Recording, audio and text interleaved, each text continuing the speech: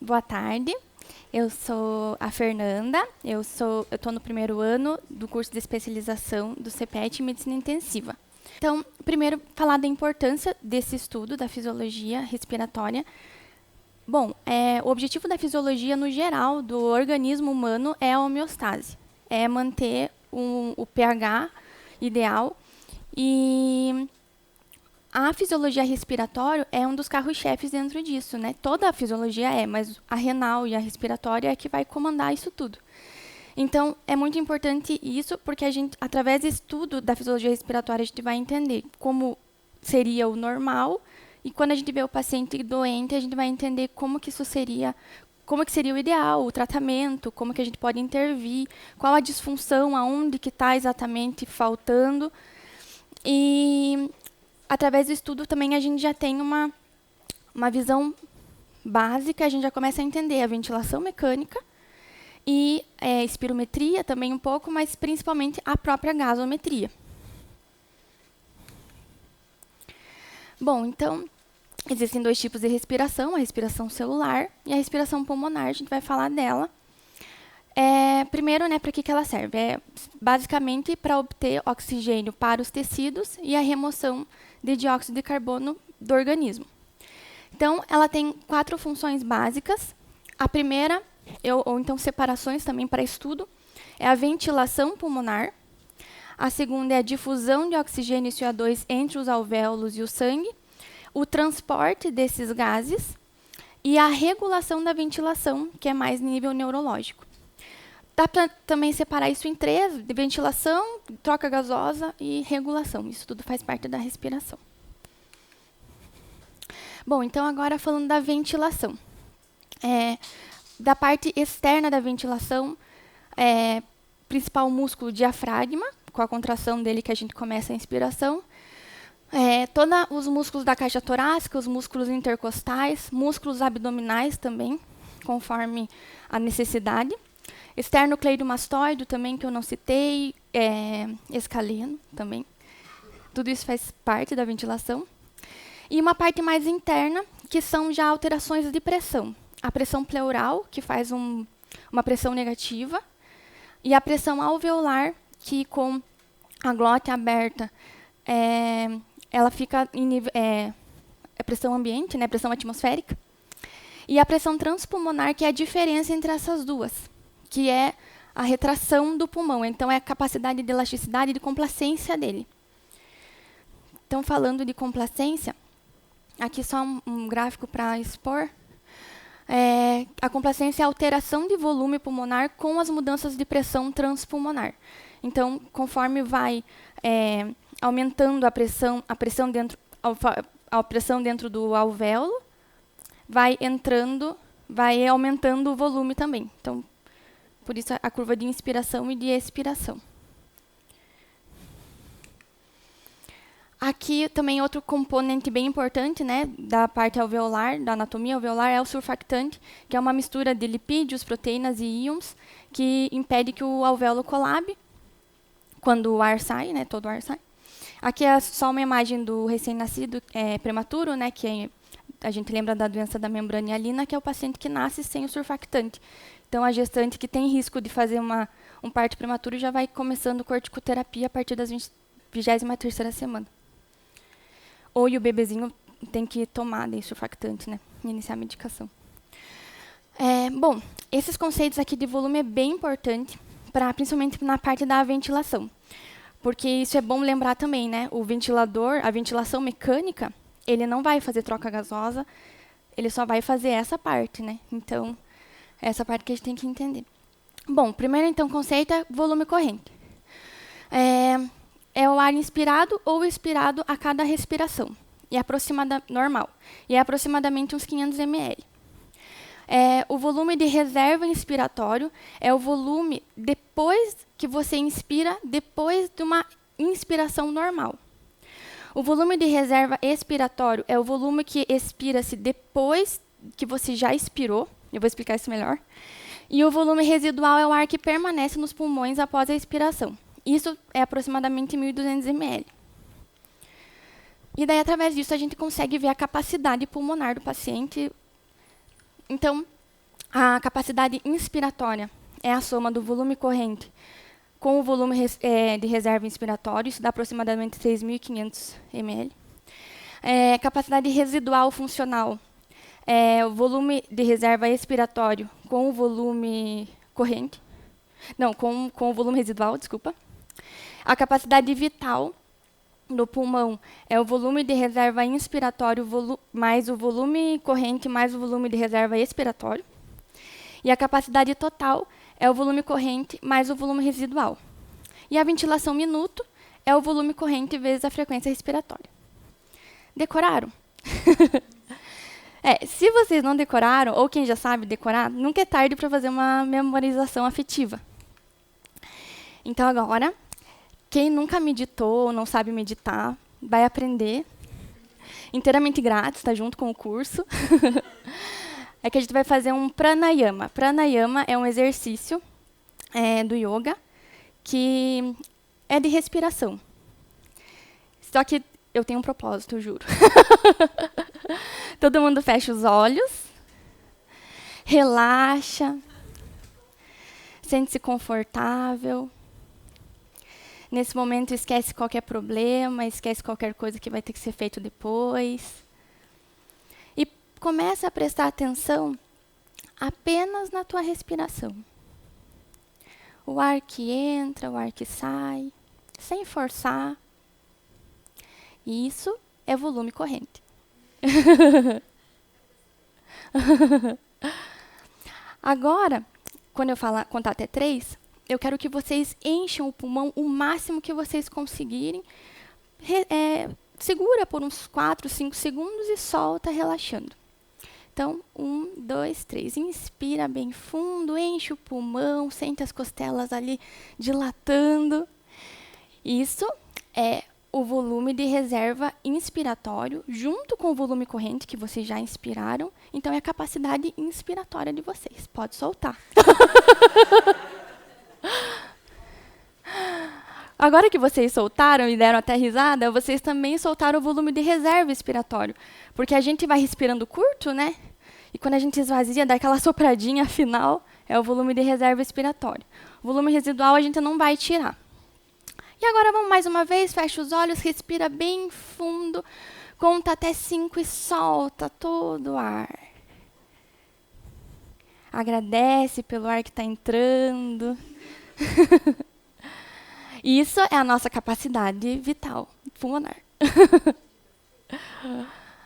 E tudo isso que a gente fez agora, essa inspiração super forte e expiração, mais o volume residual que já está lá dentro, está quietinho, é a capacidade pulmonar total.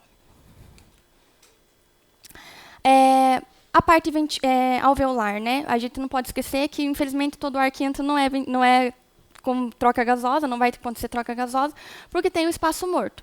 Nariz, traqueia, que não faz troca, né? Mas o alvéolo mesmo. E daí tem essa fórmula, que é a frequência respiratória vezes o volume corrente, que vocês sabem muito bem o que é, menos o volume do espaço morto. Isso dá aproximadamente 4.200 ml. Bom, agora então falando da troca gasosa.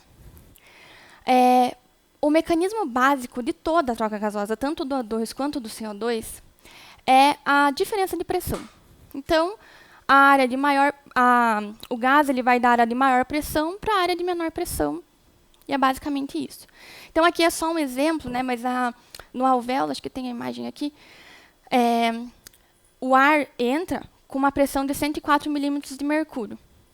No vaso, vai ter uma pressão de 40 milímetros de mercúrio de O2. Desculpa, deixa eu ver. De 40, tá certo. Então, o oxigênio vai entrar através disso e vai até os tecidos. Isso acontece na membrana respiratória. A membrana respiratória ela é epitélio alveolar e endotélio. Tudo isso faz parte da membrana do endotélio do vaso, do capilar. Difusão de oxigênio dos capilares para as células teciduais, né, como eu já falei. E aqui só uma curiosidade, que o CO2 ele consegue se difundir 20 vezes mais rápido do que o O2. Então, aqui nessa imagem tem essa questão, né, do oxigênio indo para o capilar. Essa imagem não está totalmente correta, é só para ilustrar mesmo, porque aqui está aparecendo o CO2, né? E não é bem CO2, já é o BIC que vai estar ali, mas isso é para depois. Esses são os fatores que afetam a velocidade da difusão. A diferença de pressão entre os dois lados da membrana respiratória, a espessura da membrana, então, né, a gente já começa a lembrar de doenças intersticiais e tal. A área da superfície da membrana, quanto maior a área, menor a velocidade. Então, também tem essa relação também com a vasodilatação e tudo mais. E o coeficiente de difusão do próprio gás, que isso é próprio do gás, como no caso, como eu falei, que o CO2 ele difunde mais rápido. Bom, daí o transporte. O oxigênio, né, ele tem outras formas de transporte, mas a principal é a hemoglobina, que carrega 4 moléculas de O2, 97% do transporte. E existe uma combinação do O2 com a hemoglobina que ela é reversível. Também é relacionada à pressão. Então, quando a pressão de O2 é alta, o oxigênio se liga à hemoglobina, e quando ela está baixa, ele é liberado da hemoglobina. Então, ali no alvéolo, ele vai se ligar, a hemoglobina e o O2 se ligam, vão até os tecidos. No tecido, ele vai estar precisando de O2, então a pressão vai estar baixa, e aí o O2 vai ser, vai ser liberado da hemoglobina para entrar no tecido. Essa é a dissociação, capacidade de dissociação da hemoglobina. Bom, daí o oposto é igual e é o oposto à questão do CO2. A pressão na extremidade arterial do capilar é 40 milímetros de mercúrio. A pressão de CO2. A pressão nos tecidos é 45. Então, de maior para menor, a pressão sai do tecido o CO2 sai do tecido e vai para o vaso. Aí a pressão venosa do capilar é 45, ele volta para o pulmão. E aí no alvéolo é menor a pressão de CO2, é 40, e ele vai para o alvéolo para ser, né, expirado. Nota que a pressão, né, de CO2 não precisa ser tão alta que nem do oxigênio para haver essa troca. E aqui também para lembrar que o CO2, ele, na verdade, ele se junta com a molécula de água, e aí ele vira o bicarbonato e hidrogênio, e isso é acelerado pela anidrase carbônica, que é uma enzima muito importante. Então, aqui só para mostrar isso que eu já falei, o CO2 se ligando com o O2, virando H2CO3, mas automaticamente ele já é ionizado no sangue. Esse H+, volta para a hemoglobina, junto com o oxigênio. Isso aqui também tem uma regulação importante, porque deixa o meio ácido, faz parte da homeostase. E o bicarbonato que vai ser transportado realmente no sangue, que vai voltar para o pulmão, lá no pulmão que ele vai ser convertido novamente em gás. Aqui até a Bárbara já falou, eu só citei o efeito Bohr, que o aumento do BIC diminui a ligação de hemoglobina. Então, vai aumentando o BIC, e a hemoglobina libera o O2 para os tecidos.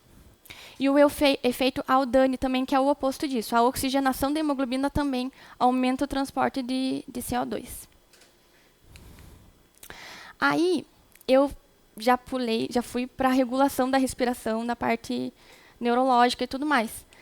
Eu tinha até colocado a fórmula da concentração de O2, eu tirei. Mas ela tem duas partes bem importantes, que é a saturação e a pressão de O2. Então, a concentração arterial de O2, ela é basicamente, tem os coeficientes, né? Mas ela é dependente da saturação da hemoglobina de O2 e da pressão de O2 que está no organismo. Mas depois eu coloco para vocês, se vocês quiserem. Bom, a regulação da respiração, então, ela é feita principalmente por 2 controles. O centro respiratório, que fica no bulbo, que é composto de grupo respiratório dorsal, grupo respiratório ventral e centro pneumotáxico. E o controle químico também do bulbo. Aqui também eu citei os quimiorreceptores periféricos, que vão ajudar, e o reflexo de insuflação de Ehring-Breuer, que o estiramento do pulmão aumenta a frequência respiratória. Mas, vamos lá. Então, esse é um desenho ali do bulbo.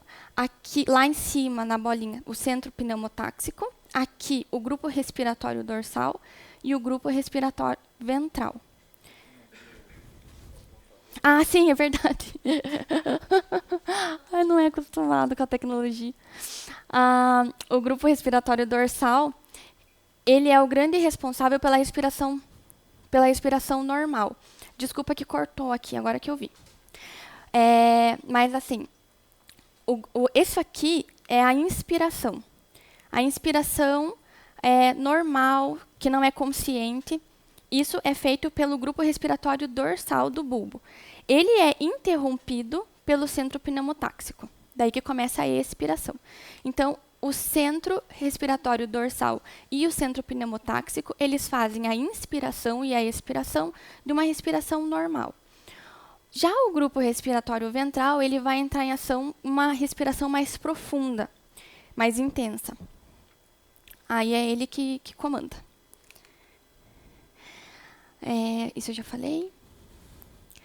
E aí, a parte do controle químico, né, que faltou. No bulbo também tem a zona quimiosensível, que é uma zona que vai medir a quantidade de BIC no sangue e, através disso, ela vai aumentar ou diminuir a frequência respiratória, que também está associada ao nervo vago e ao nervo frênico também. E eu acho que era isso.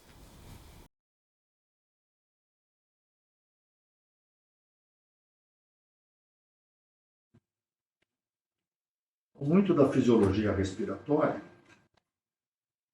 vai ser importante para que vocês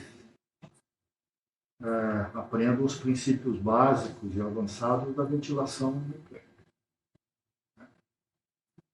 Como ventilar um doente, como fazer monitorização das variáveis respiratórias, fluxo, pressão, volume, ao longo do tempo.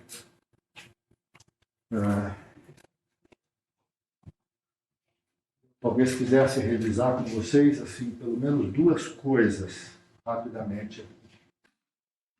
Primeiro é lembrar para vocês que o oxigênio tem que sair da atmosfera e tem que chegar na célula. E ele tem 4 grandes momentos para fazer isso. Então, ele tem que sair da atmosfera e chegar no alvéolo. Isso é ventilação. Os fisiologistas mais puros acham que o pulmão não respira. Né? Que quem respira é a mitocôndria. Né? No final das contas, a respiração celular ela é feita dentro da mitocôndria, naquela parte final onde você utiliza mesmo o oxigênio para poder produzir ATP e, como decorrência disso, produz CO2. Essa é a respiração de verdade. O pulmão ele faz duas coisas, basicamente. Ele ventila, permite a ventilação, o ar sair daqui e entrar dentro do pulmão, e permite troca de gases entre dois meios, o meio alveolar e o meio sanguíneo. Então, você, para tirar o ar daqui e jogar o ar lá dentro do alvéolo, você faz isso arrastando, que chama-se convecção. Né? A gente precisa de gastar energia para fazer isso. Eu preciso de ter uma bomba respiratória para fazer isso. Você nos mostrou aqui, né, toda essa fisiologia da ventilação com os diversos volumes que eu posso ter, todo ele com a intenção de fazer um arrasto, de fazer um transporte com gasto de energia do oxigênio da atmosfera para dentro do alvéolo. Chegando dentro do alvéolo, não adianta mais ter músculo respiratório, não ter músculo respiratório, não vai fazer diferença. Ter bulbo, ter medula espinhal, ter nervo diafragmático, tudo isso é importante para a ventilação. Ou isso vai ser importante para o teu ventilador, que vai gastar essa energia para você, basicamente. Chegando dentro do alvéolo é troca de gases. Troca de gases se faz por difusão, não é por convecção. Você, por convecção, joga o ar lá dentro do alvéolo e o ar troca por difusão, por diferença de pressão. Os dois gases principais, oxigênio e CO2. Aí ele tem que entrar dentro da hemoglobina, que é um processo físico-químico. Dentro dessa troca de gases até encher a hemoglobina, é um processo de difusão e físico-químico para poder o oxigênio entrar dentro da hemoglobina e ser carregado pela hemoglobina. A partir daí, novamente não é difusão mais, novamente é arrasto, novamente é convecção. Mas aí que quem está gastando energia é o sistema cardiovascular. E aí é transporte de oxigênio, DO2 na veia. Chegando na periferia, não adianta mais o coração está batendo ou não. Chegando na periferia, é difusão novamente. O sangue, o oxigênio tem que sair de dentro do vaso e tem que chegar na célula por diferença de pressão. Então é convecção, difusão, convecção, difusão novamente. É complexo. Quando a gente quer, na verdade, resumir a transporte de oxigênio, a oxigenação da célula por uma variável só, por DO2, ou por ventilação, ou por curva de dissociação de hemoglobina, ou por função mitocondrial, lá na periferia, é muita inocência. Né? No final das contas, uma boa oxigenação da mitocôndria depende de uma...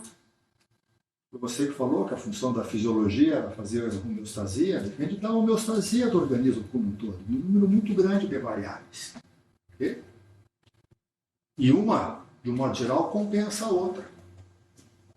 Às vezes, um pouco de disfunção respiratória é compensado por um aumento da função cardiovascular. Por isso que a gente faz taquicardia quando está com hipoxemia. Porque, em grande parte, eu consigo compensar, né, uma má troca de gases com um aumento da frequência cardíaca e do débito cardíaco. Um pouco de diminuição do débito cardíaco eu posso compensar com taquipneia, né,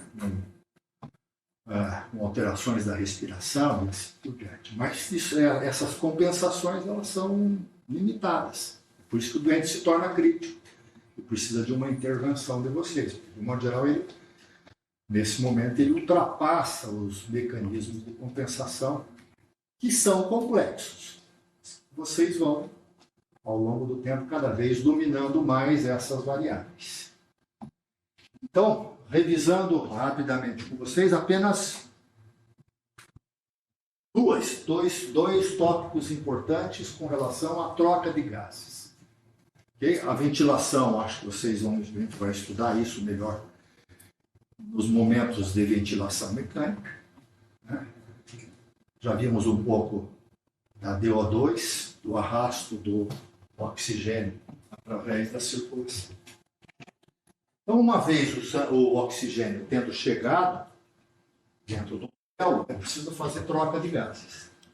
E a troca de gases, eu posso estudar de diversas formas. A minha proposta aqui, para ficar mais operacional, é dizer assim: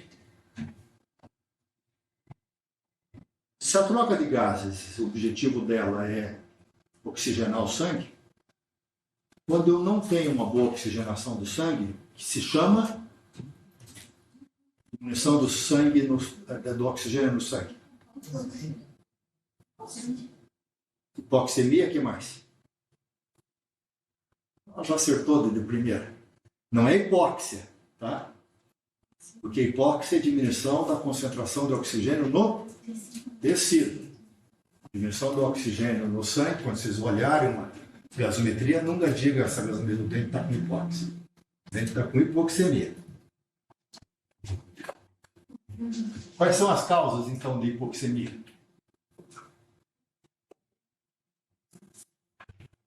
São 5 causas.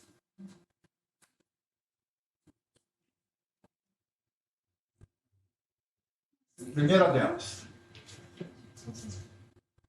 FO2 baixa. Segunda, hipoventilação.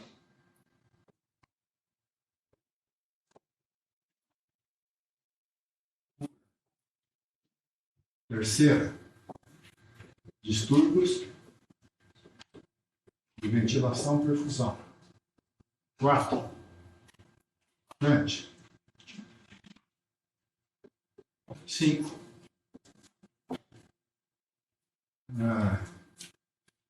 Difusão. Problemas de difusão. Sempre que vocês pegarem uma gasometria e tiver uma PaO2 abaixo de 60, vão ter que utilizar esse gráfico assim. Ou o doente está respirando pouco oxigênio, ou ele tem um distúrbio VQ, ou ele tem hipoventilação pura, ou ele tem shunt, ou ele tem difusão.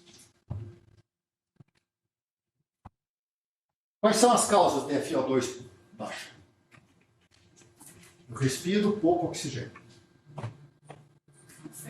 Pressão barométrica de oxigênio baixa. Aqui em Curitiba nós estamos com uma pressão barométrica de quantos mais ou menos?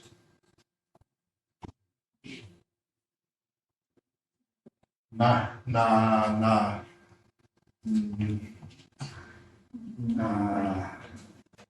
linha do mar ali, no nível do mar, qual que é a pressão atmosférica?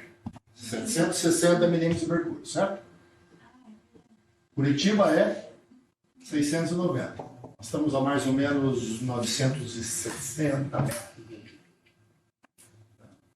Aqui a Praça das Nações, aqui em cima, a mais ou menos 100 metros daqui, é o ponto mais alto de Curitiba. Quando vocês chegarem ali, ligam o Google Maps, mais ou menos 980, mais ou menos. Okay? Bom, mais ou menos 670. Se eu subir no Everest, vai dar 240, mais ou menos. Como é 21% de oxigênio, 21% de 240, eu vou ter uma pressão atmosférica de oxigênio de 40. Imagina, não consigo produzir mais oxigênio dentro do meu sangue do que tem na periferia. Né? Embora aqui, no nível do mar, eu não consigo ter uma PaO2 maior do que 95, 100, dependendo da minha idade, aqui em Curitiba é de mais ou menos 85 para 92, mais ou menos. Só colocarem a fórmula, diferença alvéolo arterial do oxigênio, não vou entrar aí, mas gasto um tempinho para poder discutir essa pressão, essa fórmula da pressão alveolar do oxigênio. A minha pressão alveolar de oxigênio máxima que eu consigo aqui em Curitiba é em torno de 90. Uma diferença alvéolo arterial do oxigênio de 5 a 10. Se eu botar aqui, se vocês tiverem uma pessoa normal, uma gasometria normal, vai ter ao redor de 85, 90 de PaO2. Se tiver mais, é porque ele está hiperventilado. Consegue chegar a 92, 95. Não consegue chegar mais do que isso se não tiver alguma fração inspirada aumentada. Cada vez que você põe um pouquinho de oxigênio, você aumenta a FO2. Então, se ele estiver respirando aqui em Curitiba, ele tem chance de estar hipoxêmico porque tem uma FO2 baixa? Não, não tem. A não ser que ele tenha uma doença pulmonar. Né? Então, embora fisiologicamente ela seja uma causa de hipoxemia, ela não é uma causa prática que vocês vão utilizar na discussão clínica de vocês. Não deixe esse doente subir no avião, por exemplo, se tiver uma despressurização da cabine, a 10 mil metros, ele vai fazer hipoxemia. Por isso que caem as máscaras de oxigênio, para você aumentar a FO2. Porque se continuar respirando com 0,21 de oxigênio, a pressão alveolar de oxigênio cai, a pressão arterial de oxigênio vai cair, você vai ficar sonolento e vai eventualmente morrer. Não sei se vocês lembram de um caso de um golfista mais ou menos uns 15 anos atrás, tinha ganho o US Open e foi fazer uma comemoração na Flórida. Depois ele foi ver a família dele, que eu acho que era no Michigan, pegou o jatinho dele com a família, subiram e 3, 4 horas depois não entravam em contato. 2 caças americanos vieram e olharam, estavam todos eles desmaiados dentro. E acho que essa história é legal de pegar no Google, hein? Por quê? Porque houve uma despressurização da cabine e eles não perceberam. Despressurização da cabine, você vai ficando sonolento. Não é que nem CO2 alto, né? Que você fica com falta de ar. Né? Quando você aumenta a pressão, quando você mergulha, né? E aí começa a dar aquela falta de ar, porque a PCO2 começa a subir. Aquilo dá um desespero. Né? Quando cai a FO2 lentamente, você só vai ficando sonolento.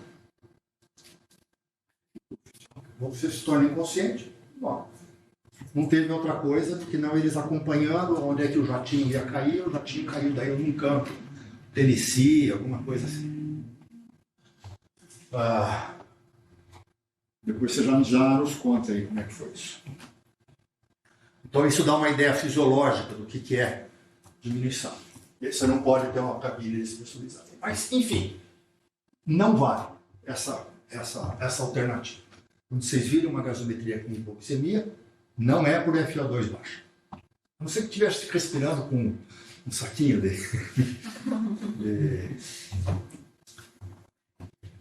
de plástico. Hipoventilação pura, o que é? Ventilação pura é a causa mais comum de disfunção respiratória que vocês vão encontrar na prática clínica. Que é o doente que não ventila. A principal causa de ventilação mecânica que tem no mundo. Todos os doentes que vão para o centro cirúrgico fazer anestesia geral, fazem hipoventilação pura e alguém põe no respirador. Mas, né? Ele simplesmente não ventila.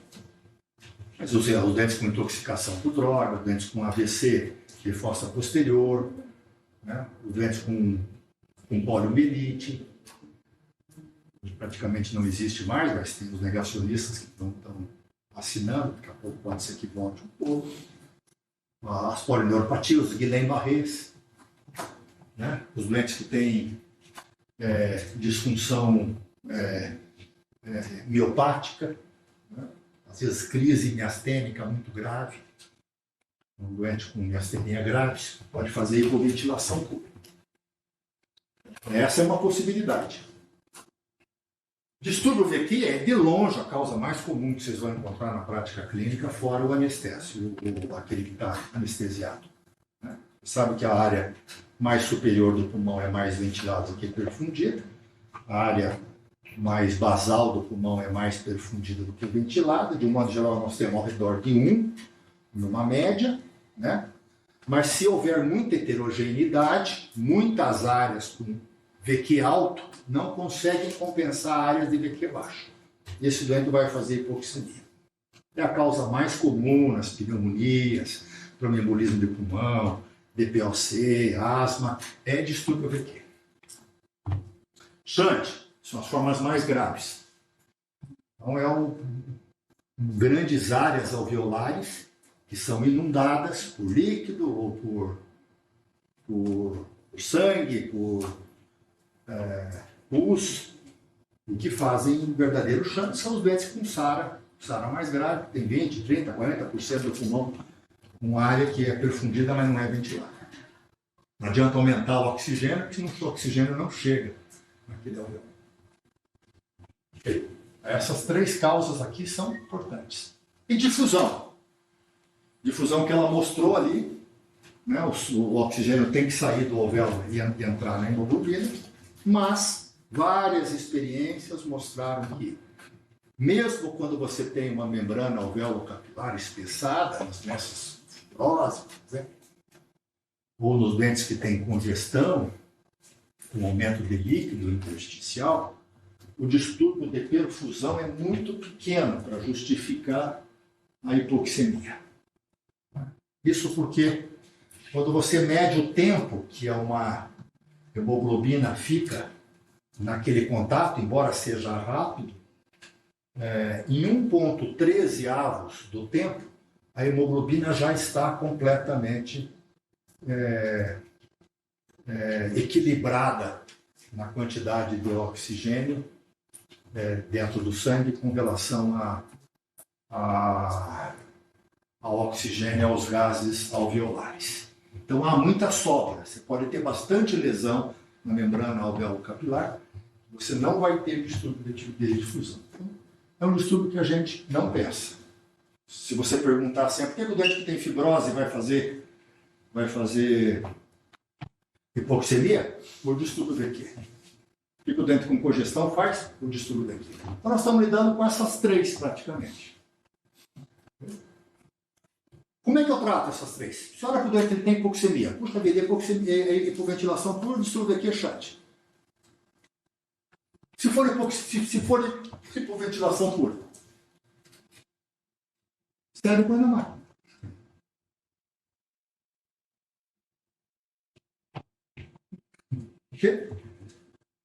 E uma ventilação mecânica habitual resolve. É o que faz o centro cirúrgico. Ah, não, ele tem uma doença no pulmão. Se ele tiver uma doença no pulmão, o distúrbio aqui é o chante. Porque essa doença não tem doença no pulmão. O distúrbio é ventilatório. Pode ser a miopatia, a polineuropatia, está fora do pulmão. Aí põe na máquina e resolve a ventilação do doente. Se for distúrbio VQ e chante, se você der um pouquinho de oxigênio e responder, distúrbio VQ. Se der um pouquinho de oxigênio e não responder, chante. Por isso que os doentes com DPOC, com asma, respondem com um catéter de oxigênio. Asma, pneumonia, numa fase inicial, que é mais distúrbio VQ, responde com catéter de oxigênio. Se não estiver respondendo com catéter de oxigênio, é porque deve ter chante. Como é que eu trato o chante? Eu tenho que abrir o alvéolo. Como é que eu abro o alvéolo? PIP. Ventilação mecânica com PIP. Esse daqui é ventilação mecânica habitual. Esse daqui é O2 nasal. E esse daqui é ventilação mecânica com PIP. Ficou fácil? Você está tratando fisiologicamente. Então, na presença de uma hipoxemia, eu rapidamente olho para o doente e vejo, ele está ventilando bem? Ele está ventilando bem. Não deve ser hipoventilação. Ele tem uma doença intrapulmonar. É distúrbio daqui ou chante. Eu me inicio com uma não invasiva, com doses progressivas de oxigênio. Se ele responder e estiver estável, é distúrbio daqui. Mantenha assim, deve ter pouco chante. A hora que ele passa a não responder mais, deve ter muito chante. Eu não consigo controlar chante só com oxigênio. Eu vou ter que abrir o véu e diminuir o chante. Vai na máquina. Sim. Fechou? Muito bem. Acho que isso aqui é assim, o básico do básico. Tá? O segundo é curva de dissociação da hemoglobina. Porque quando eu faço oxigênio para o doente e eu forço que o oxigênio saia do alvéolo e vá para o sangue, aonde que esse oxigênio vai?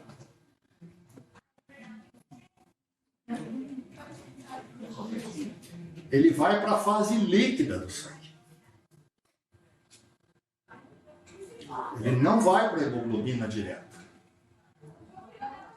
As trocas gasosas só se fazem com os gases que estão na fase líquida do sangue. Ok? Quanto de oxigênio tem no sangue?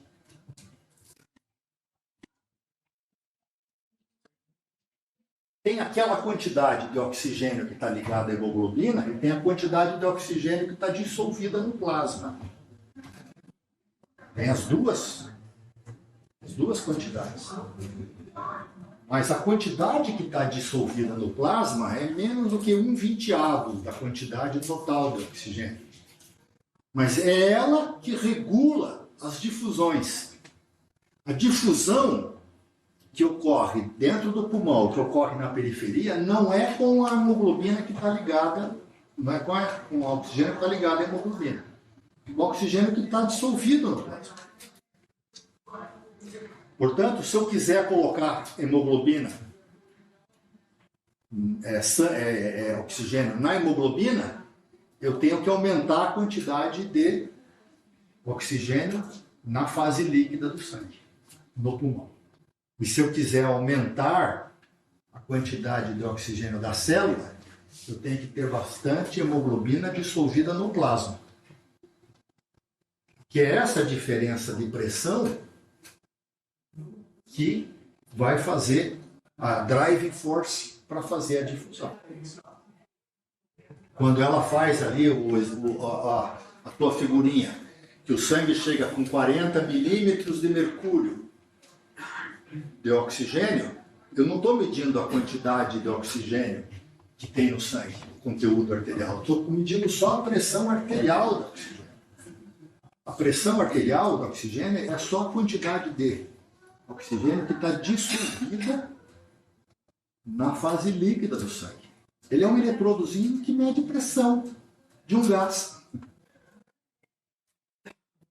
Captaram? Eu não consigo saber exatamente qual é a quantidade de sangue que tem naquela amostra de oxigênio que tem naquela amostra de sangue.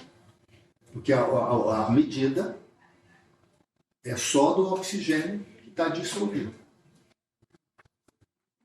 E vejam que a quantidade que está dissolvida, ela colabora pouco para o conteúdo arterial do oxigênio. É só fazer a conta. Ó. 1 grama de hemoglobina, vamos supor 10 gramas de hemoglobina, né?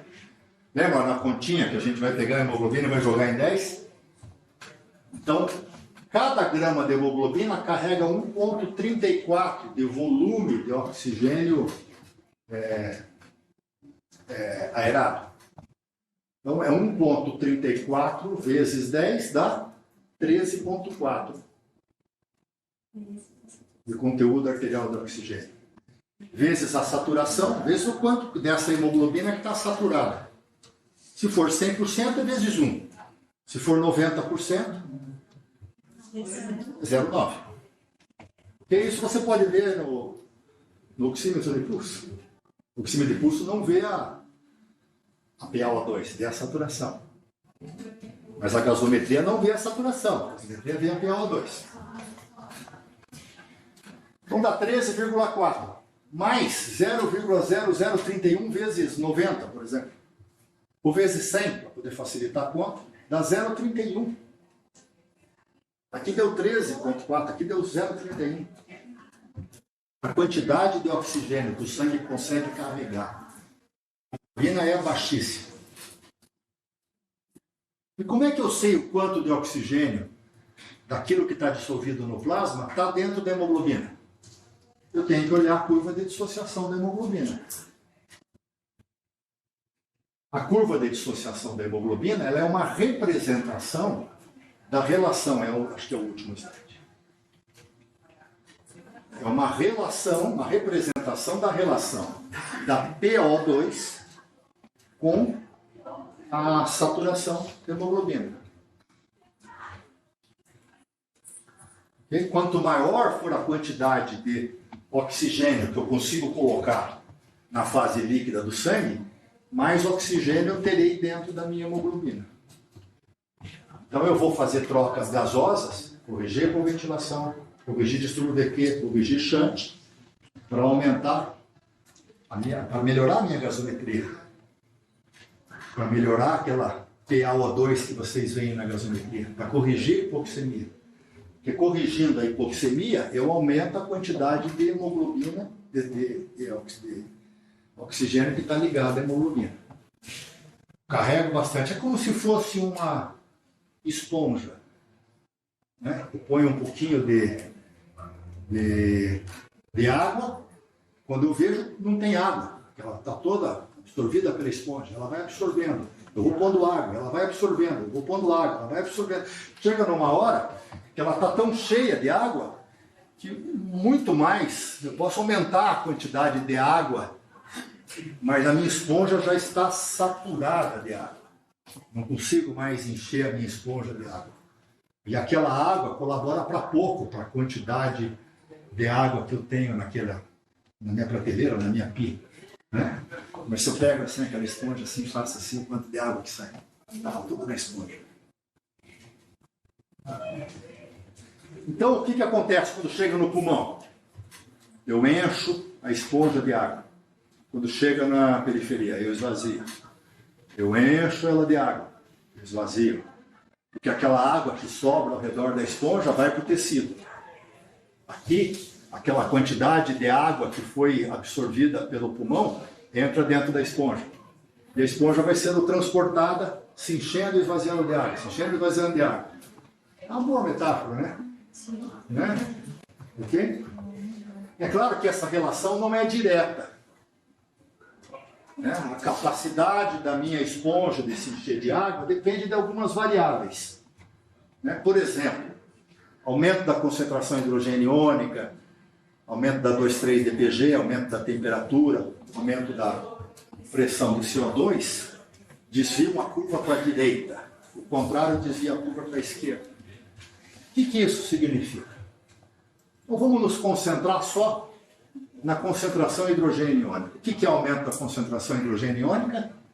É uma acidemia. O doente que está acidótico. O doente que vocês veem na prática clínica, você está acidótico. A acidose é boa para a oxigenação?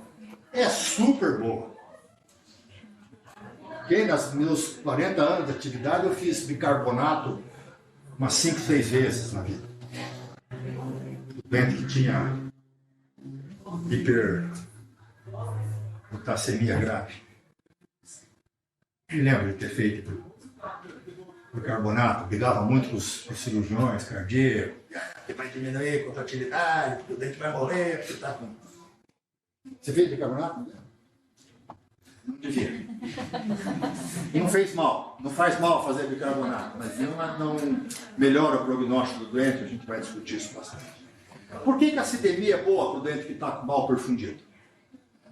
Porque faz com que essa curva daqui passe para cá. Passa para a direita, desvio da curva de dissociação para a direita.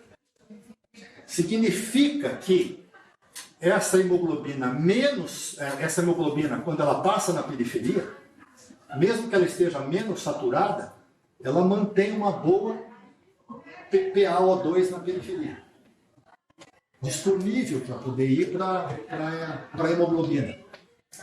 Mesmo que eu tenha menos quantidade de hemoglobina circulando no sangue, eu tenho mais oxigênio disponível na fase líquida do sangue para ir para o tecido. Porque eu diminuo a afinidade de oxigênio da hemoglobina. Ela se torna mais disponível para a periferia. A mesma quantidade de CO2 que eu estou transportando. O conteúdo arterial, para o mesmo conteúdo, eu estou oxigenando melhor a célula. Dá para entender? Ou seja, a minha esponja, ela fica com menos água dentro dela. Quando ela chega na periferia, ela libera mais água. Que é aquilo que, na verdade, eu quero inundar os tecidos de oxigênio. Okay? Isso acontece no doente que tem febre, no doente que tem acidose. São coisas boas isso. Né? Nós evoluímos filogeneticamente, porque sempre que a gente ficava doente, não grave, não tinha UTI naquela época que a gente evoluía filogeneticamente. Nós ficamos, na nossa evolução, doente várias vezes, pegamos várias infecções, conseguimos lidar com elas. Então, cada vez que a gente faz febre, um pouquinho de acidose, é sempre bom.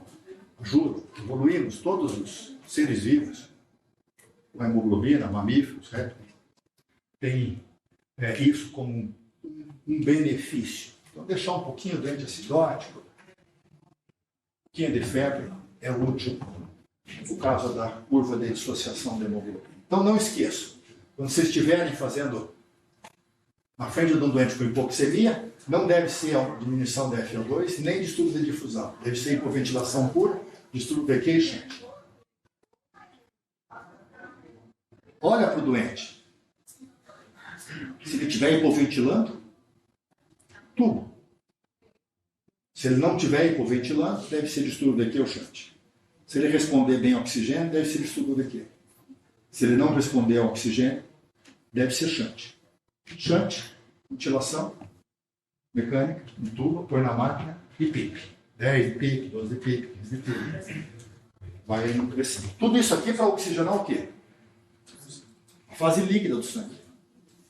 E isso vai ter que entrar dentro, por um mecanismo físico-químico, dentro da hemoglobina, que vai ser arrastada para a periferia através de débito cardíaco.